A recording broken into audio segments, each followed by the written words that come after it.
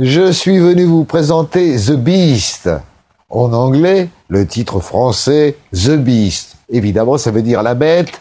Une collaboration de Jean Dufaux et de Li Shi-tak, dessinateur de Hong Kong.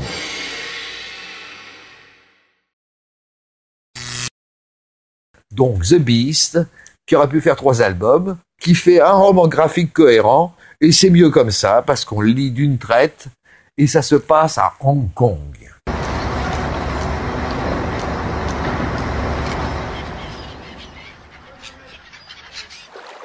Il y avait The Walled City, la cité murée, qui était l'endroit le plus peuplé du monde.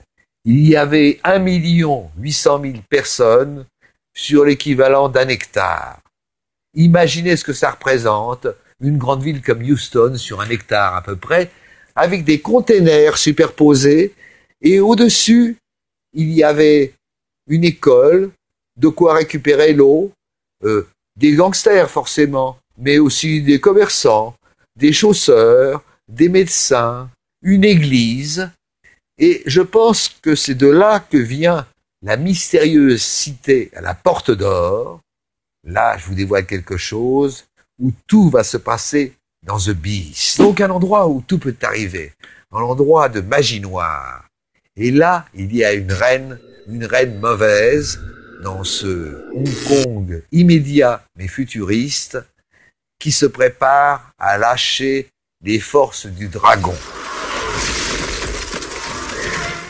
Rêve Dufaux, c'est un cadre on peut le dire, de la bande dessinée franco-belge. Il a fait 200 titres de bande dessinée, et là-dessus pas mal de séries à succès, et qu'il a même travaillé au Black et Mortimer.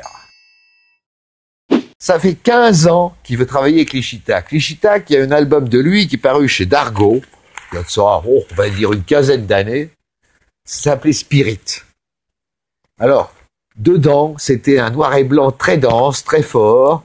Alors, comme les critiques aiment bien se référer à ce qu'ils connaissent déjà, ils ont dit c'est un peu du Otomo. Non, c'est pas du tout du Otomo.